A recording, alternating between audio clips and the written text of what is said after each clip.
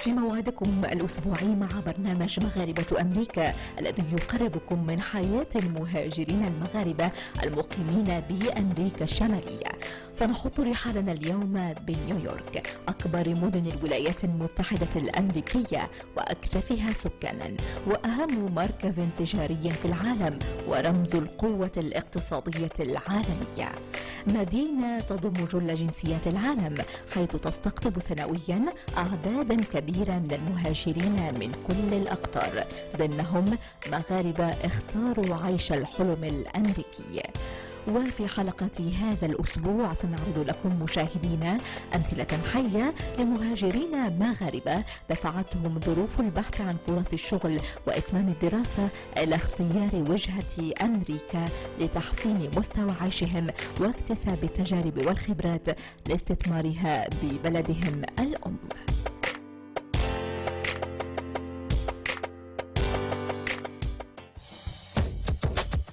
لطالما ارتبط اسم مدينة نيويورك بالقوة الاقتصادية ومركز المال والأعمال والكثافة السكانية، عناصر كلها تغري بالانتقال إلى بلاد العم سام والاستقرار به وعيش الحلم الأمريكي.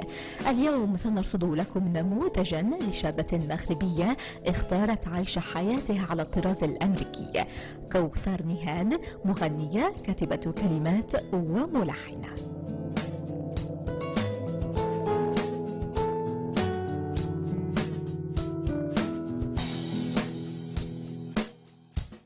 أنا من مدينة الجديدة في المغرب. جيت لنيويورك تحديدا لأن نيويورك كيف ما كيقولوا كيف ما كيسميوها فهي مدينة الفرص، عطاتني بزاف ديال الفرص، طبعا قدمت لي الكثير، ولكن يعني الأكثر شيء اللي أنا كنركز فيه الآن من غير الفن هو الدراسة والدراسة فقط.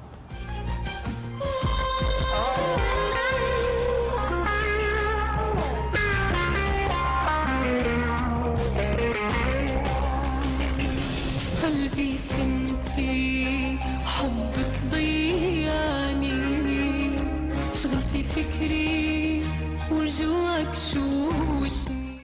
هواياتي بالدرجة الأولى هي الفن، الغناء، كتابة الكلمات والتلحين. قدرت أخيرا أنني نصدر الألبوم ديالي اللي كان الصدى ديالو جيد بالنسبة يعني فنانة يلا كتشق الطريقة في الفن، فبالنسبه لي كان هناك اصداء جيده كتكون من 6 ديال الاغاني، 5 من الاغاني من كلماتي انا والحان عمر سعد، وكان هناك ديو بيني وبين الفنان عمر سعد اللي هي من كلماته والحانه. الهوايه الثانيه بالنسبه لي هي هوايه المطالعه. بالنسبه لي الكتاب ماشي مشكل عندي اي لغه يكون، ولكن المهم هو المضمون ديالو، هو شنو استخلصت منه منين ساليت القراءه ديالو. فعندي مكتبه صغيره جدا في الغرفه ديالي هنايا في نيويورك، ولكن القيمه ديالها طبعا كبيره عندي جدا لانه المضمون ديالها كبير وقيمتها كبيره طبعا. بالنسبة لكوثر نهاد فالحلم الأمريكي يتجسد في التكيف مع ازدواج الثقافة واكتساب ما أمكن من المهارات والمعارف، وكل ما من شأنه أن ينمي تجربتها.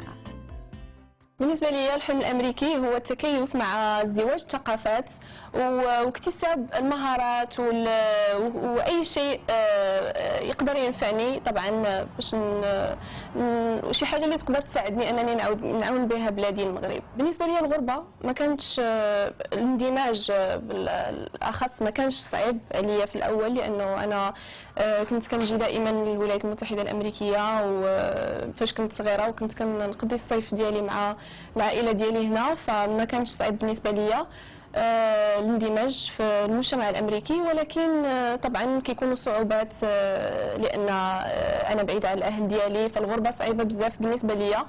ولكن اللي كيصبرني اكثر هو انني عارفه انه كاين واحد النهار غادي يجي وغادي نرجع ان شاء الله للمغرب، لانه انا هنا طبعا كيف ما قلت غير أن باش نكتسب مهارات وافكار جديده نقدر نترجمها في بلادي ونفع بها بلادي.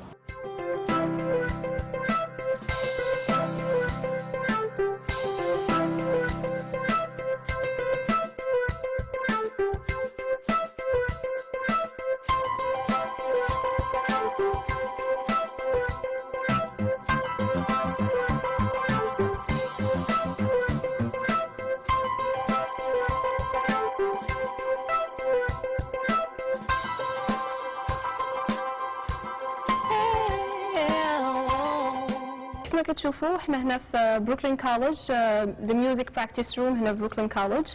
انا والصديقه ديالي شيريل وفي نفس الوقت هي أستاذة الموسيقى ديالي.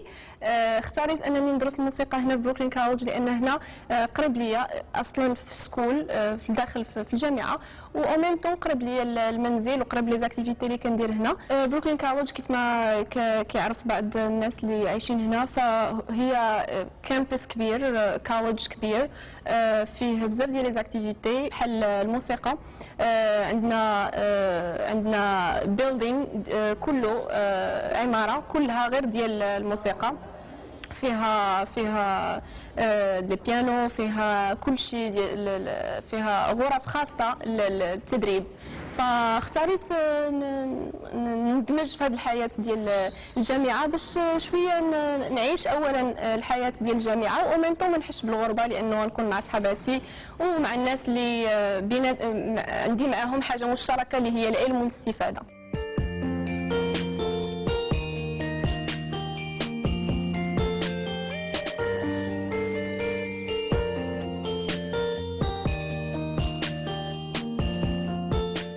بالنسبه للعائله ديالي ما كانش ابدا مشكل انني نهاجر، لان من اختي الكبيره حتى خويا الصغير دائما ابخي لو باك كنكملوا الدراسه ديالنا يا اما في امريكا ولا فرنسا.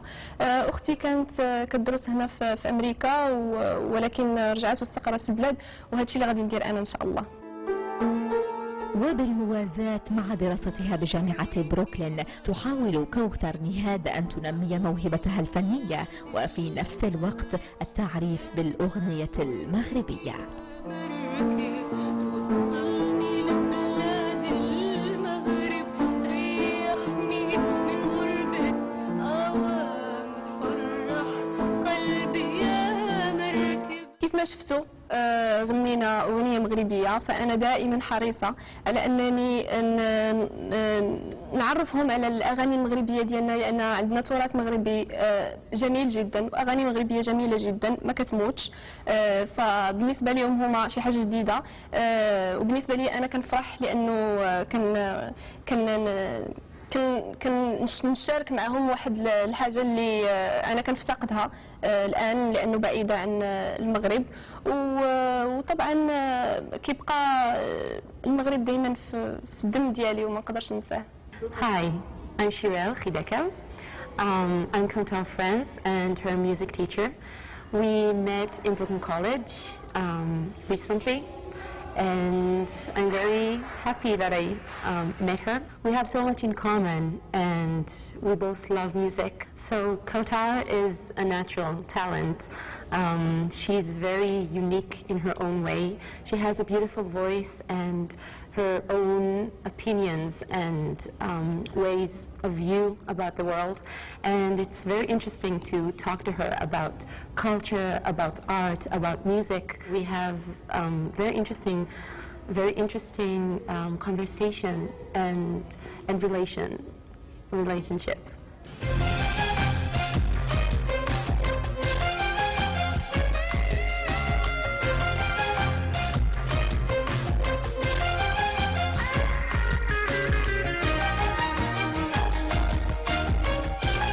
مرحبا بكم في بروكلين كوليدج. حنا دابا في بروكلين كوليدج.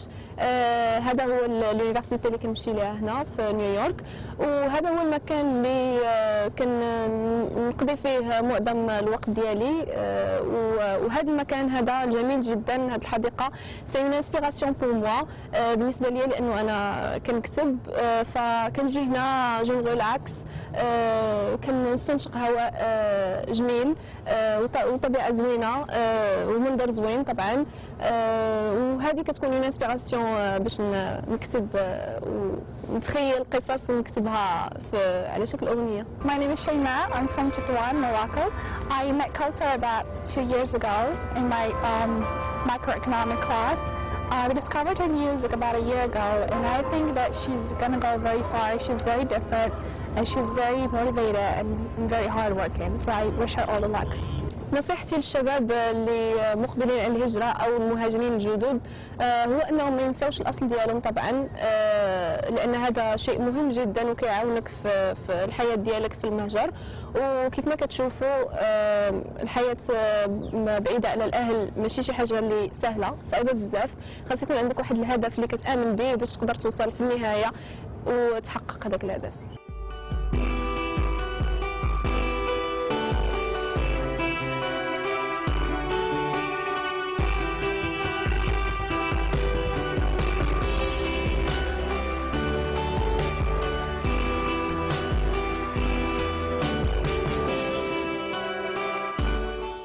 وكيف ما كتشوفوا في نهايه اليوم كان ندخل للفيسبوك ديالي لاباج اوفيسيال ديالي، كنتواصل فيها مع لي فان ديالي، الناس اللي كيبغيوني، الناس اللي كيستمعوا للموسيقى ديالي، وكيكون هناك اسئله اجوبه استفسارات عن الجديد ديالي. طبعا كتكون هناك ديزانترفيو مع الصحافه اللي كنشكرهم بزاف لانهم كيدعموني وكيدعموا الشباب المغاربه.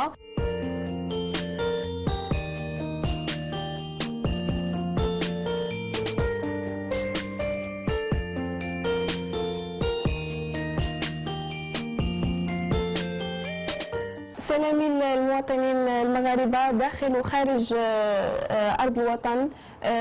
كنتمنى انكم تكونوا قضيتوا معايا يوم ممتع، ويكون هذا لو ريبورتاج اللي هو مصغر وان بورتري مصغر يكون عرفكم عليا اكثر وعلى كوثر نهاد كفنانه، وعرفكم على حياتي في المهجر. بالنسبه للناس طبعا اللي يبغيو يهاجروا فانتم كتشوفوا هذه هي الحياه لا في امريكا ولا في اي بلد من غير المغرب. ومن هذا المنبر كنسلم على الاهل ديالي طبعا، وكنقول لهم اني كنشتاق لكم بزاف وتسنوني قريبا جدا. حبيتك تنسيت النوم يا خوفي تنساني، حابسني برات النوم وتاركني سهراني. أنا حبيتك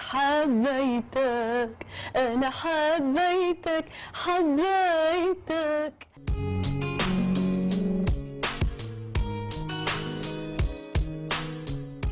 دائما بمدينة نيويورك، هذه المدينة العملاقة ذائعة الصيت عالميا كانت ولا تزال قبلة للمهاجرين المغاربة الراكدين وراء بلوغ وتحقيق الحلم الأمريكي. هشام خيري واحد منهم، انتقل للولايات المتحدة الأمريكية نهاية الثمانينات ليقرر بعدها الاستقرار بنيويورك.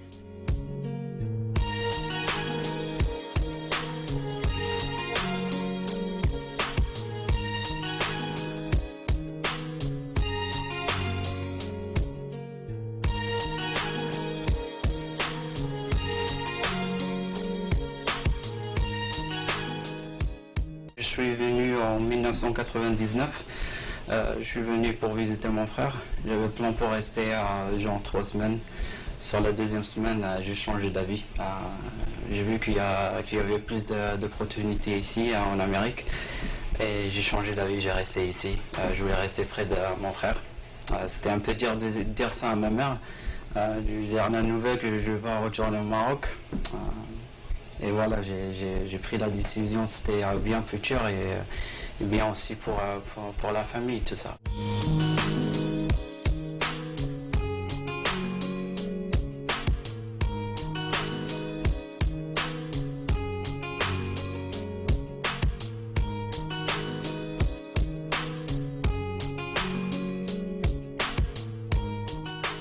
Mon premier boulot, j'ai travaillé dans un magasin de vêtements. Je travaillais je faisais sécurité. J'ai travaillé dans ce magasin presque un mois et j'ai vu que c'était pas le boulot que je voulais faire, tu vois. Je suis plus en mode, j'aime bien la création, tout ce qui est création, etc. Alors quand j'étais au magasin, j'ai commencé de chercher le boulot. Et mon premier boulot, c'était dans un restaurant belge. Je travaillais comme commis, je faisais la préparation. Et je me rappelle, mon patron, il avait toujours un œil sur moi. Il me disait que je faisais très bien mon boulot. J'étais rapide et j'avais l'œil. J'apprenais rapidement, quoi. Alors après 2 mois, il m'a mis dans le froid chez la salad station. Je faisais les salades, les sandwichs et tout ça. Et comme j'apprenais rapide, il m'a poussé pour le show. Le show, c'est comme tu fais genre cuistot, sous-chef. Après le show, ça faisait en total 6 mois. Il m'a donné la responsabilité pour prendre tout le restaurant, d'être un chef pour son restaurant.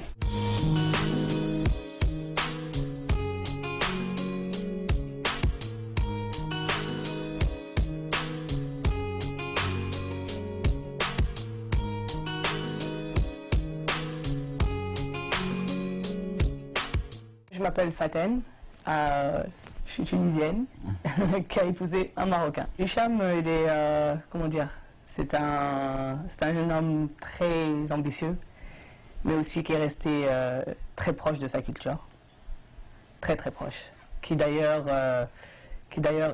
m'aide même à moi-même à rester plus autour de ma culture et connaître la sienne.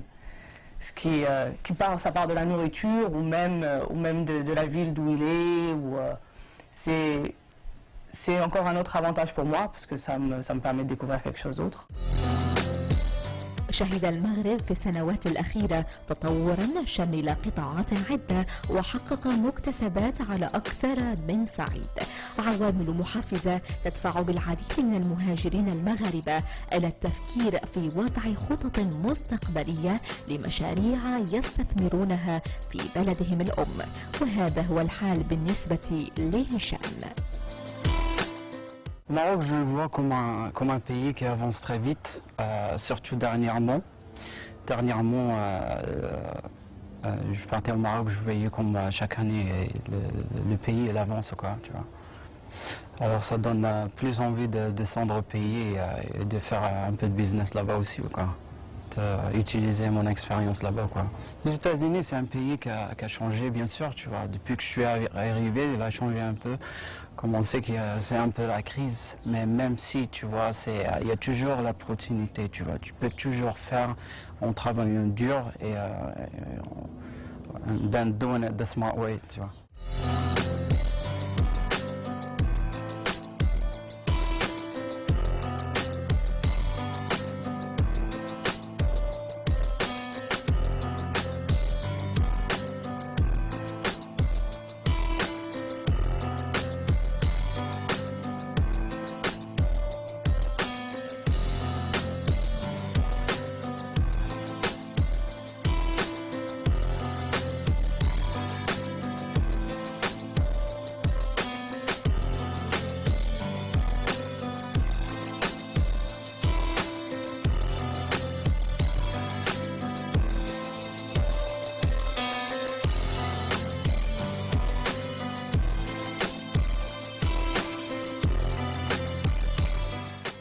Ici, on est dans un petit café, un petit coffee shop juste en face de là où travaille Hicham. J'essaie de ramener de la culture marocaine ici.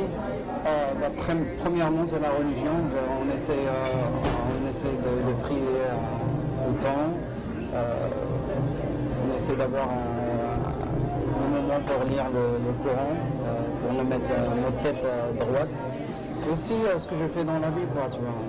Travailler dans un restaurant marocain, tu vois, tu fais des plats marocains, tu as l'opportunité d'expliquer les plats, d'où ça vient,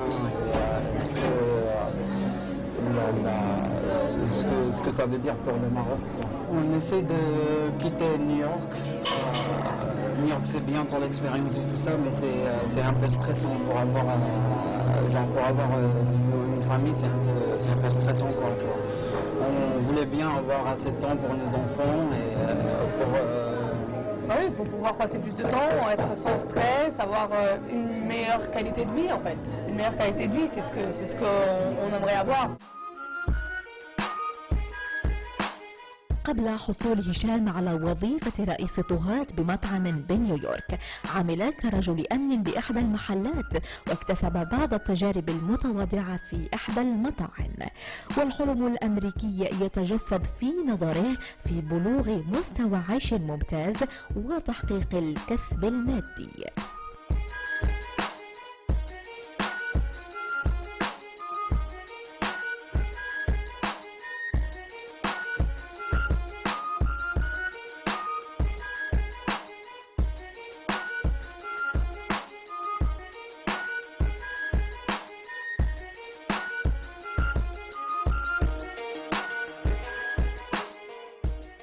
مرحبا بكم في نوماد الريستورون فين كنخدم.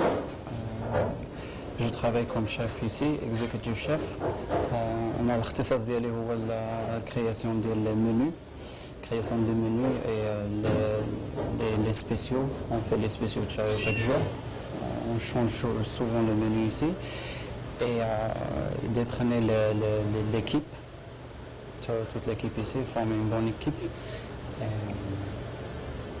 Et aussi on fait le catering ici, on fait les fêtes de mariage aussi. Je suis responsable de tout ça. Le rêve américain, c'est d'être riche. Pour moi, c'est d'être riche en cœur et d'avoir, de construire une famille, d'avoir le temps pour tes enfants et pour ta femme.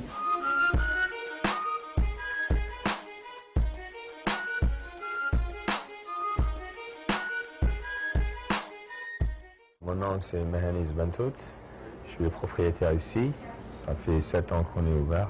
Hicham a commencé avec moi en 2006.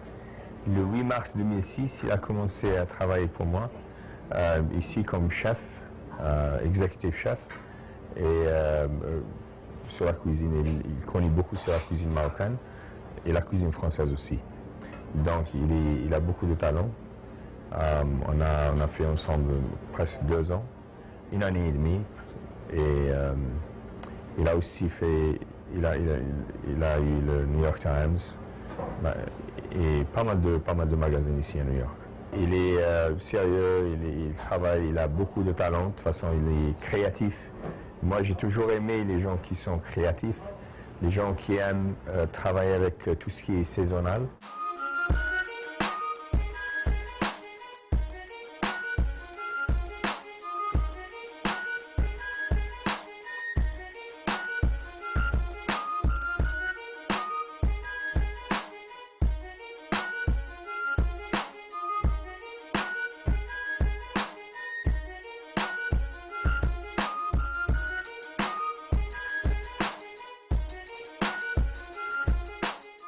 J'aimerais bien rentrer au pays, ouvrir un petit business, pour ramener mon expérience que j'ai pris ici en Amérique, au Maroc.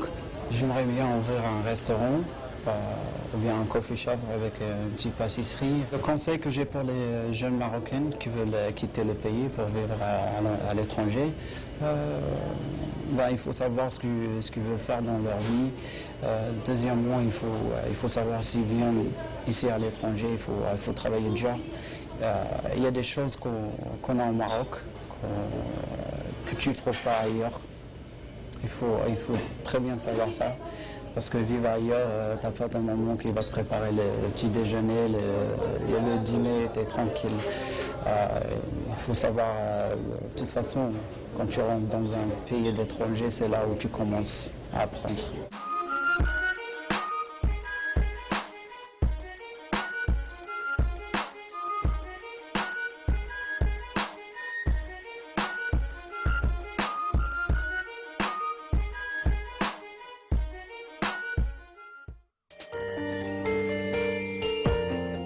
بهذا نكون قد استوفينا جل الفقرات. الموعد يتجدد الأسبوع المقبل بإذن الله مع حلقة جديدة من برنامج مغاربة أمريكا.